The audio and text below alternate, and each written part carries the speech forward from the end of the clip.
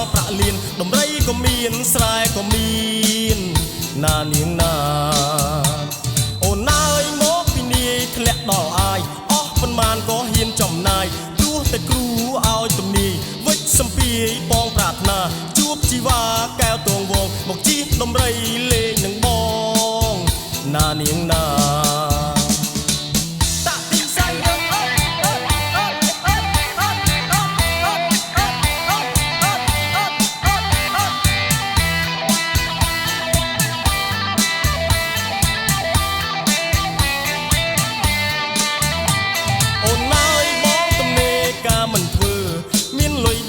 ស្រុកលើចាយមិនអស់លួសកញ្ជើការមិនធ្វើដើរតលេងមិនសំញែងសល់ប្រាក់លៀនដំរីក៏មានស្រែក៏មាន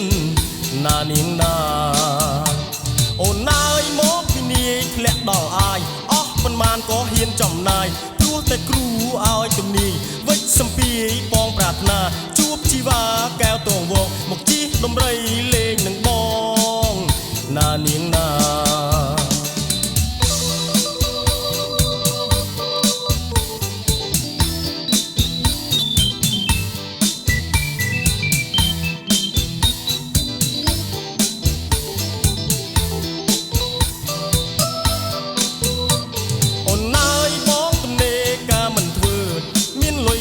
ស្រុកលើចាយមិនអស់លួសកញ្ជើការមិនធ្វើដើរតលេងមិនសំញែងសល់ប្រាក់លៀនដំរីក៏មានស្រែក៏មានណានាងណា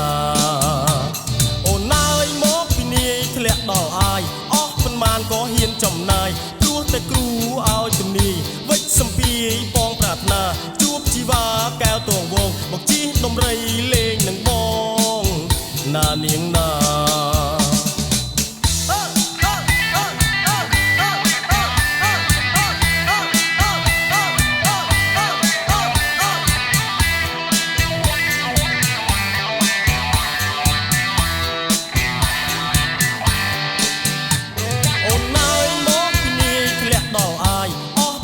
ក៏ហ៊ានចំណាយព្រោះតែគ្រូឲ្យទំនាយវិច្ចសំពីបងប្រាថ្នាជួបជីវ៉ាកែវតងវងមកជិះដំរីលេងនឹងបងណានាង